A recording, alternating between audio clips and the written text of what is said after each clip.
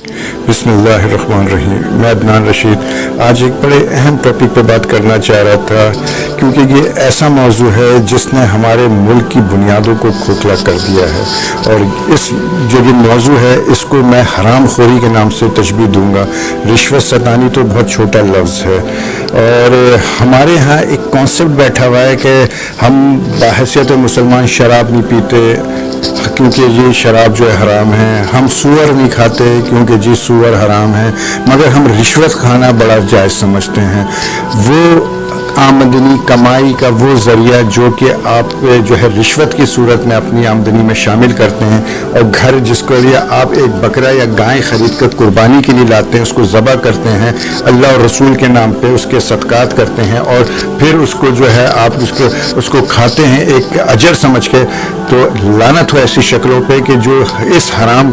कारी को लाकर अजर समझ के खा रहा है, ये भी उतना ही हराम है जितना शराब और सूअर, क्योंकि रिश्वत एक हराम है। कुरान पाक में वाज़ेह रिश्वत की जो है हुर्मत के बारे में और उसकी जो है ना और बारे में आया है। हदीस मुतादिद हदीसों में रिश्वत को जो है हराम से तशबीह दी गई है। हमारे यहाँ जो है बड़ा गलत कॉन्सेप्ट बैठा हुआ है कि जी हम जो है रिश्वत को जो है ना बड़ा हक समझ के करते हैं। तो रिश्वत जो काम आप जायज़ तरीके से अपने क्लाइंट के लिए या अपने कस्टमर के लिए कर सकते हैं, मगर आप उसको करने के हीने बहाने बनाते हैं या उसको करने के एवज़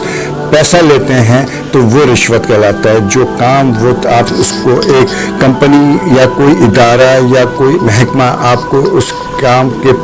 को करने का आपको एक ज़िम्मा देती है, जो कि उसके तमाम डॉक्यूमेंट कंप्लीट होने पर उसके काम को मुकम्मल पाए तकमील पर पहुंचना चाहिए, और वो उस काम के पैसे दे रहा होता है, तो वही रिश्वत कहलाती है। रिश्वत लेने में मैं आपको एक बताऊँ, मुल्क बर्बाद हो जाते हैं। मुल्क को,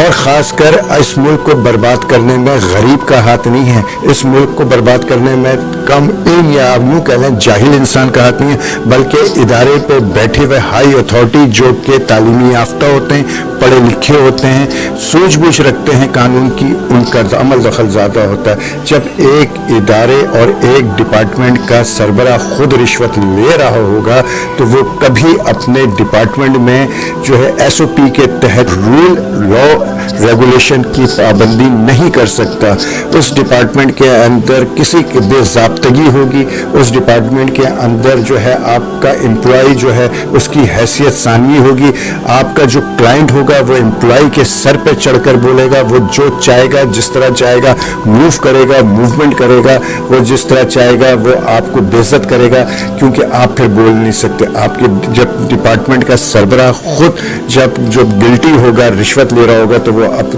जिससे पैसा लेकर वो काम कर रहा होगा, तो वो भला फिर अपने क्लाइंट को या अपने कस्टमर को किस तरह रोक सकता है। ना सिर्फ डिपार्टमेंट नहीं चल सकता, बल्कि इदारे नहीं चल सकते हैं, इदारे मुल्क बर्बाद हो जाते हैं। आज पाकिस्तान सिर्फ इसी वजह से बर्बादी के दाहिने पर पहुंचा हुआ है कि यहाँ पे बड़े से छोटे तक जो लोग इदारों में लोग रिश्वत ले रहे हैं, जो इदारों में ख़ास कर आप जाकर देखें गवर्नमेंट के जितने इदारे हैं, इस किस्म के जो भी इदारे हैं जहाँ पे लोगों से कुछ सर्विसेज ओरिएंटेड इदारे हैं कि लोगों को उनके जायज़ काम तरीक़े से कर दिया जाए, मगर उसके भी वो पैसे लेकर काम करते हैं, तो फिर इदारा क्या तरक्की करेगा, मुल्क क्या तरक्की करेगा। मुल्क से बर्बादी के दाने पे ही आता है और बर्बाद हो जाता है। मैं एक छोटी सी स्टोरी सुनाता हूँ कि किसी ज़माने में एक बादशाह था कि उसकी 100% रायत तालीम याफ्ता थी।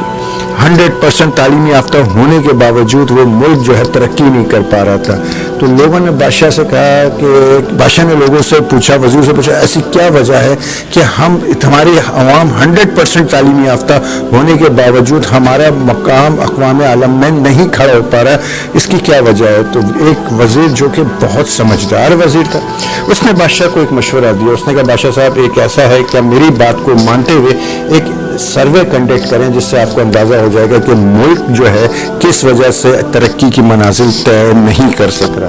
लिहाजा बादशाह के कहने पर वो वज़ीर एक तजवीज़ पेश करता है, और उस तजवीज़ के तहत जो है बादशाह जो है पूरे मुल्क में ऐलान कराता है कि उस मुल्क के अंदर जिस हर ज़िले में, हर गांव में, हर शहर में, वो हर इलाके में वो एक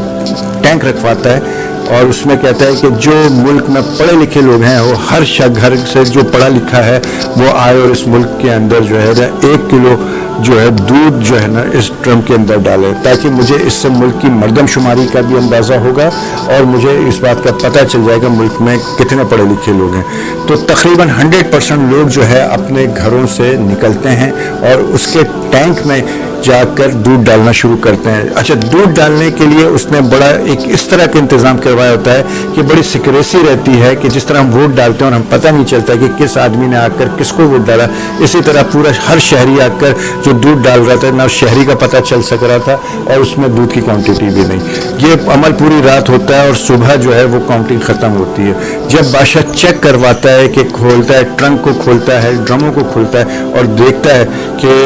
کتنا دودھ ہے، تو آپ کو یہ سن کر بڑی حیرت ہوگی اور بادشاہ خود شوق ہوتا ہے کہ دیکھتا ہے کہ دودھ میں پانی کی کوانٹٹی کتنی ہے، مگر جب وہ یہ دیکھتا ہے کہ دودھ میں پانی کی کوانٹٹی کیا ہوتی ہے، البتہ صرف پانی ہی تھا اور کوانٹٹی اور دودھ کی قطعی نہیں تھی، تو بادشاہ حیران رہ جاتا ہے اور وزیر اس کو یہ کہتا ہے کہ بادشاہ سلامت، جب قوم پوری کرپٹ ہو تو پھر وہ ملک کبھی ترقی نہیں کر سکتے۔ یعنی کہ اس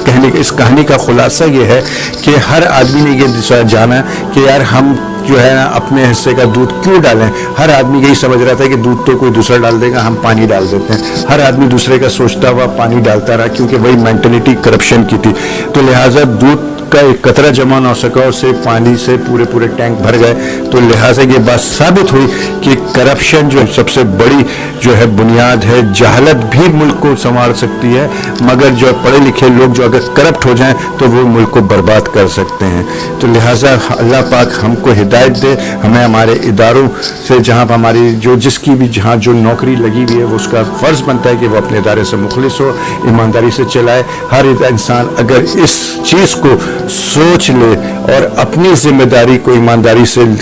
جو امپلیمنٹ کریں تو کوئی وجہ نہیں ہے کہ ہمارا ملک جو ہے آگے ترقی کر سکے۔ تھینک یو سو مچ، جزاک اللہ۔